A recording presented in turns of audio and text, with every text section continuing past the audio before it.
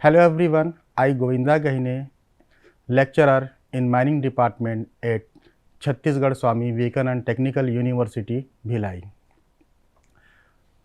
Today I will discuss lecture number 22, rock breakage. So the content of this topic is first is introduction, then theory of rock breakage, then impedance matching, next rock breakage in surface mines, next rock breakage in underground mines, next explosive, and last one powder factor. So first I will discuss about introduction. Rock is blasted either to break into smaller pieces such as in most mining and quarrying operation of large block for dimensional stone mining and some civil engineering application or to create space. In mining and quarries operation, the main objective is to extract the large possibility quantity at minimum cost. The material may include ore, coal, aggregates for construction, and also the waste rock required to remove the above useful material. The blasting operation must be carried out to provide quality and quantity requirement of production in such a way that overall profit of mining are maximized.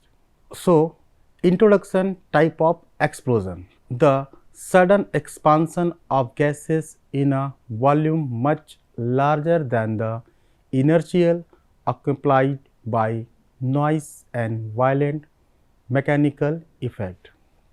The type of explosion are of the followings. First one mechanical, then electric, then nuclear, then chemical. From the mining point of view, only the last are of interest. Next, the theory of rock breakage. There are four basic effects of the detonation of explosive used for rock excavation. First one, rock fragmentation. Second one, rock displacement. Third, ground vibration, and fourth one, air overpressure. These effects are controlled by the confinement of the explosive and also the two basic forms of energy that are released when high explosive detonate. First, shock energy and second, gas energy. Rock breakage by detonation and interaction of explosive energy with rock. So, there are three sources of generation of fragments in mines. First, fragments formed by new fracture created by detonating explosive charge. B point is in situ block that have simply been liberated from the rock mass without further breaking, and C fragments formed by extending the in situ fracture in combination with new fracture. Rock fragmentation by blasting is achieved by dynamic loading introduced into the rock mass. The explosive loading of rock can be separated into two phases, the shock waves and gas pressure phase. Rapid and detonation process, the quicker the energy release from explosive mass in the form of a shock wave followed by gas pressure is applied to the borehole wall. In other words, faster the detonation velocity of the explosive, quicker in the energy applied to the borehole wall and for a shorter time period. Conversely, with a slower detonation velocity, the energy is applied more slowly and for a longer time period. The degree of coupling between the explosive and the borehole wall will have an effect on how efficiently the shock wave is transmitted into the rock.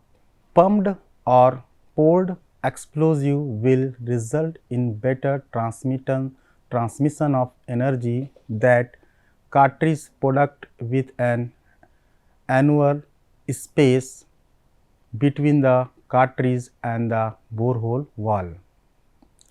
Again, the pressure that built up in the borehole depends not only upon explosive composition but also the physical characteristics of the rock. A strong competent rock wall result in higher pressure than weak compressible rock. When the shock waves reaches the borehole wall, the fragmentation process begins. This shock wave, which start out at the velocity of the explosive, decreases quite rapidly once it enters the rock and in a short distance is reduced to the sonic velocity of that particular rock. Next, theory of rock breakage. Most rock has a compressive strength that is approximately 7 times higher than its tensile strength. It takes 7 times the amount of energy to crush it as it does to pull it apart. When the shock wave first encountered the borehole wall, the compressive strength of the rock is exceeded by the shock wave, and the zone immediately surrounding the borehole is crushed. As the shock wave radiates outward at declining velocity, its intensity drops below the compressive strength of the rock and compressive crushing stops. The radius of this crust zone varies with the compressive strength of the rock and the intensity of the shock wave, but seldom exceeds twice the diameter of the borehole. However, beyond this crust zone, the intensity is still above the tensile strength of the rock, and it causes the surrounding rock mass to expand and fail in tension, resulting in radial cracking. The hot gas following the shock wave expands into the radial cracks and extend them further. This is the zone where most of fragmentation process take place. However, if the compressive shock wave pulse radiating outward from the hole encounter a fracture plane discontinuity or a free phase, it is reflected and become a tension wave with approximately the same energy as the compressive wave.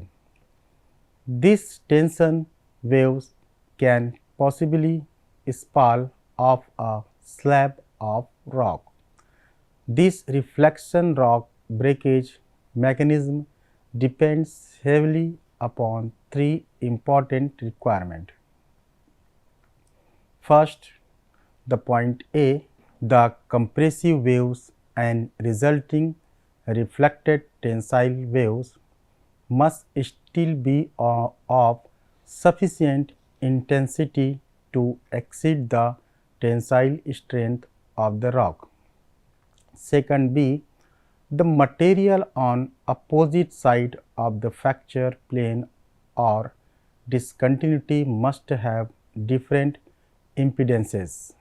Third point C, the compressive pulse must arrive parallel to or nearly parallel to the fracture plane or free face. If carried to extreme, when this reflective breakage of spiraling process occur at a free face, it can result in violent throw, a situation that is not desirable. This can be overcome by designing blast which burden and spacing dimensions that are within reasonable limit. Once the compressive and tensile stresses caused by the shock wave drop below the tensile strength of the rock, the shock waves become a seismic wave that radiate outward at the sonic velocity of the material through which it passes. At the point it is no longer contributing to the fragmentation process. Once the pressure waves reaches the closed circular zone of rock mass, the closed circular zone of rock mass moves to a new position and its radius is increased for the radial strain. It is inevitably prone to stretching and lateral strain in the result of that. According to the ratio between lateral strain at the certain distance from the blast hole and the tensile strain, the number of tension radial cracks could be calculated. Therefore, zones with different cracks density may be singled out around the blast hole. This has the great significance for the calculation of the distance between blast hole and free surface and for designing of the blasting pattern. Look at the figure. It shows the theory of rock breakage, in which the arrow, different types of arrow shows different situations. Like upper one, left hand side is fracture zone. The arrow, it indicates the fracture zone, and also in the left hand side middle arrow line is show blast hole. Then lowermost arrow line shows explosive charge, and in the right hand side the uppermost arrow line shows crushing zones. A circular path shows crushing zone. Then outward, the outer circular zones, it shows the fragments formation zones.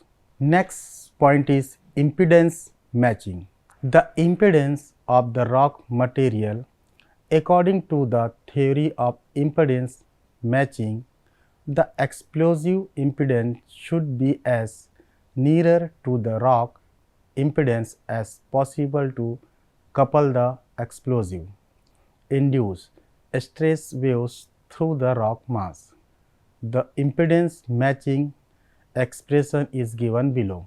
Rho E into CD is equal to ZR rho R and to Cp, where rho E is explosive density, CD is velocity of detonation VOD of explosive, rho R rock density, and Cp means P wave velocities, and ZR impedance ratio. Next, the point is rock breakage in surface mining. Rock breakage is an internal part of surface mining operation to uncover coal reserve. The rock overlaying the coal is broken with explosive and excavated with various types of large earth moving equipment without blasting. A vital part of the nation's energy reserve would be in nation's energy reserve would be inaccessible. These are techniques used in quarrying, mining and tunneling to derive economic value from rock masses through first create a blast pattern, second blast hole drilling into the rock surface, third charging the blast hole with explosive, fourth detonating them in a planned sequence to achieve different rock fragments. Bulk of blasting in mines involves charging explosive into hole drilled in rocks. The mouth of the drill holes is called the collar and the end of the toe. Drilling is carried out by hand, hammer and chisel, which tends to be tedious and slow processes in hard rock mining.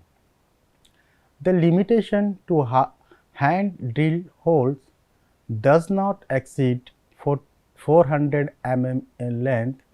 In modern day operations, mechanical rock drills are predominantly used. Blasting in a mine generally occurs in two phases: primary blasting and secondary blasting. Primary blasting involves breaking down of in situ rock in development and stopping as well as by drilling borehole in rocks.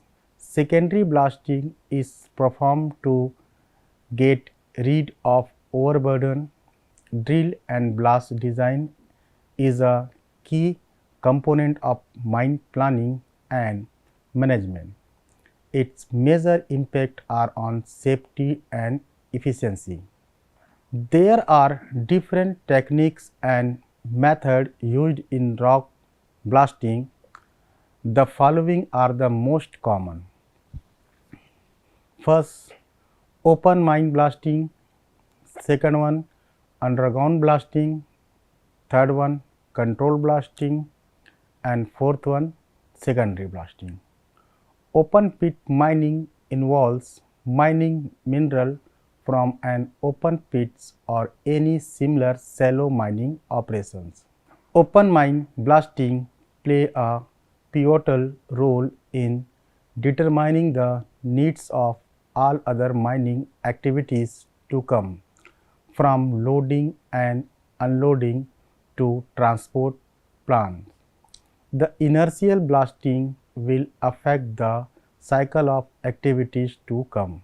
There are two basic operations that are necessary to achieve success in mining.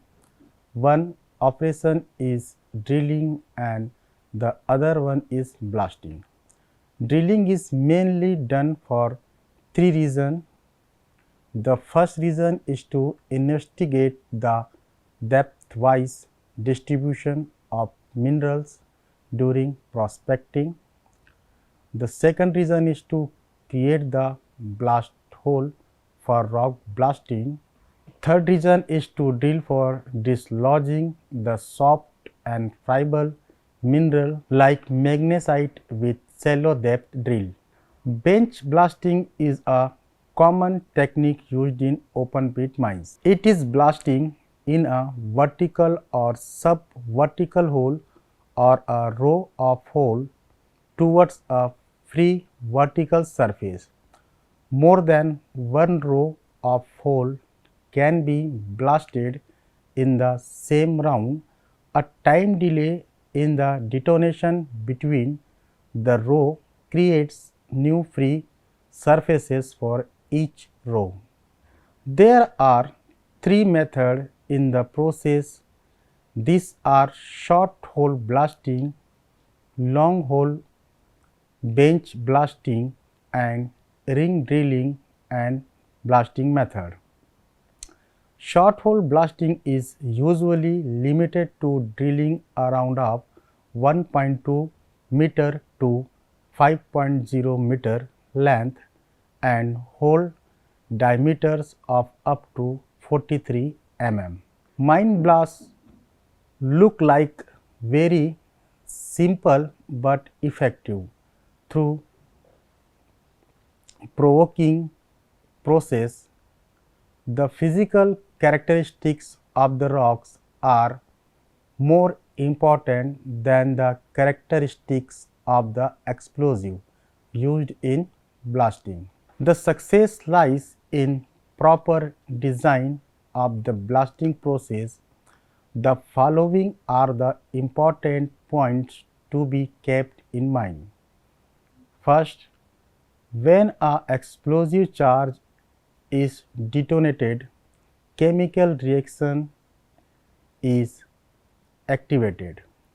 Second, this chemical reaction will very rapidly change the explosive mass into a hot gas which generate shock waves. These are compressive waves which also expand on all sides. They act on the borehole wall and propagate through the explosive columns. If a series of holes are detonated simultaneously, the entire line of masses will be fragmented. Due to this effect, blasting is always carried out in an array of interlinked blast holes. Waves generate cracks and make the entire process very effective. Next point is rock breakage in underground mining. Why is drilling and blasting is in underground mining? It is performed on confirmation of economic value in mineral deposit present in rock masses that hold the deposit of interest and the geotechnical nature of the parent rocks. As a process, it is a technique which follow a sequence of first setting up a blast pattern, second drilling a blast hole into the rock surface, third packing it with explosive, fourth detonating it to achieve different rock fragments. Blast hole drilling is one of the most important operations from a cost its influence on the performance of the crusher, mill and concentrator post blasting.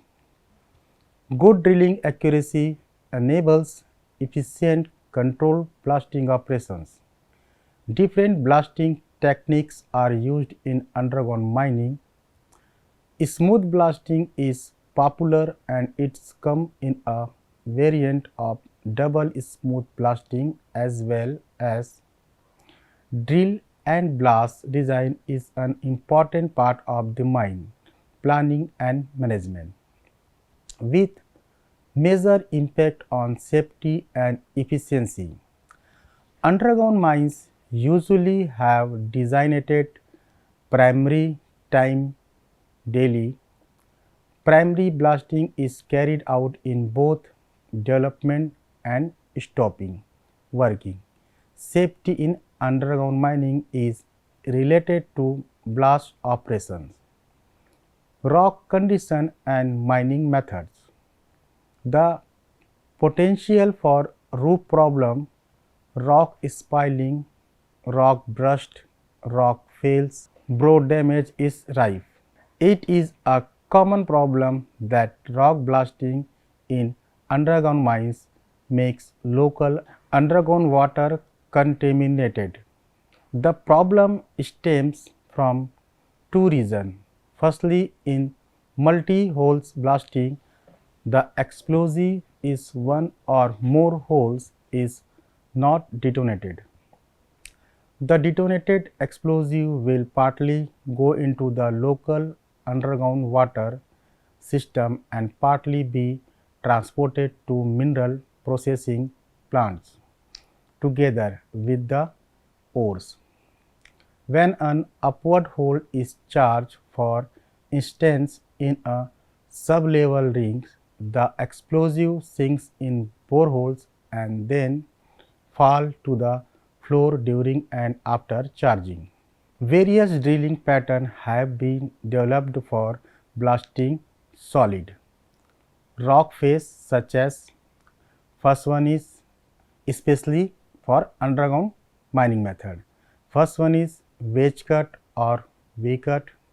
Second one is pyramid or diamond cut.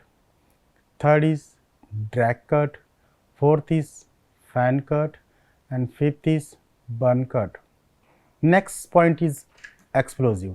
Explosive is a solid or liquid substance or a mixture of substances which on application of a suitable stimulus is converted in a very short time interval into other more stable substances, largely or entirely gases, with the development of heat and high pressure. Or commercial explosives are those that are a mixture of compounds, some combustible and some oxidizing, which when properly initiated have an almost instantaneously exothermic reaction that generate a series of high temperature gases product that are chemically more stable and take up a large volume. Next, classification of explosive. First is low explosive. Low explosive deflagrate rather than detonate. Their reaction velocities are 2000 to less than 3000 feet per second. Black powder is a good example. This material normally have little water resistance, are highly flammable, sensitive to a number of 6 strength blasting cap and have a heaving action during blasting.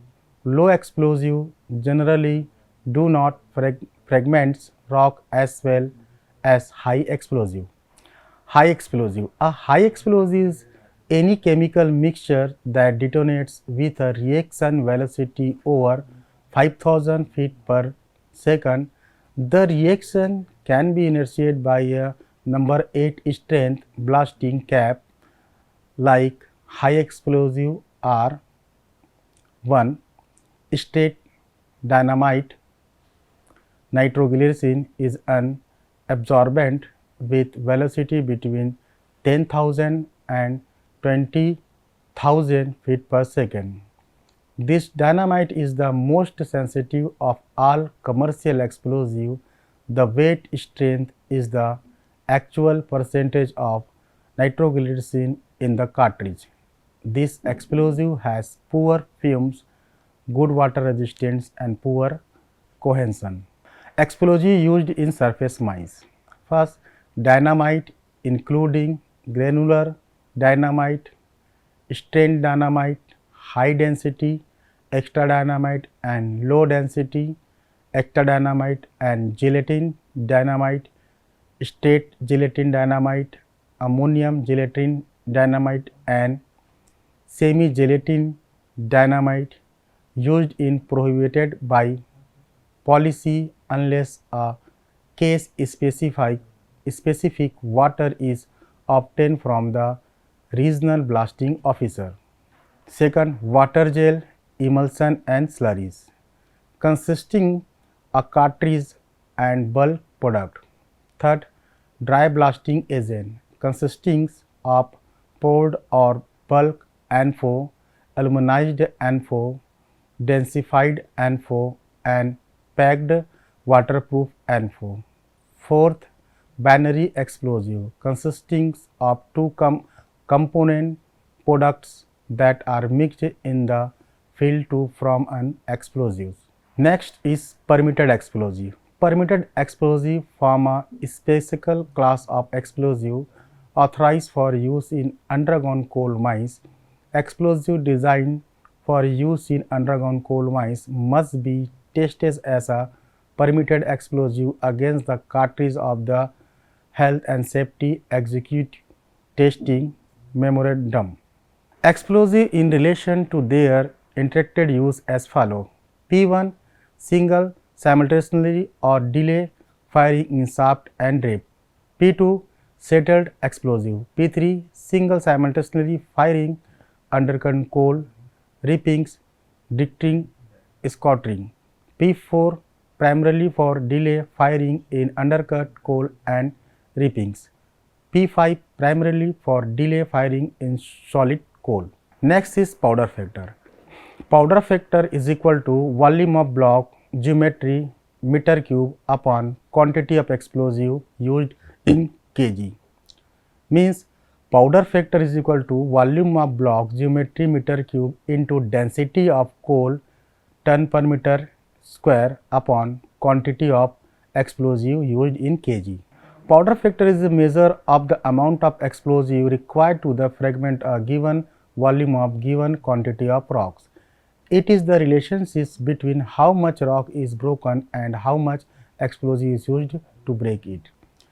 It serves as an indicator of how hard and the rock is or the cost of the explosive needed. The unit of powder factor is ton per kg. For solid blasting, it lies in the range of 1.5 to 2.5 ton per kg. For the cut blasting, it lies in the range of 4 to 5 ton per kg. Effect of powder factor. First, fragmentation. A higher powder factor generally results in finer fragmentation of the rock. Finer fragmentation enhances productivity, ease of loading and downstream processes. Second, vibration and fly rocks. Excessive powder factor can lead to increased vibration and fly rocks, posing safety risk. It may cause potential damage to nearby structure. Third is cost. Powder factor directly influences the cost of blasting operation and explosive constitutes a significant expense. Finding an optimal powder factor helps balance fragmentation, quality and cost efficiency. Thank you.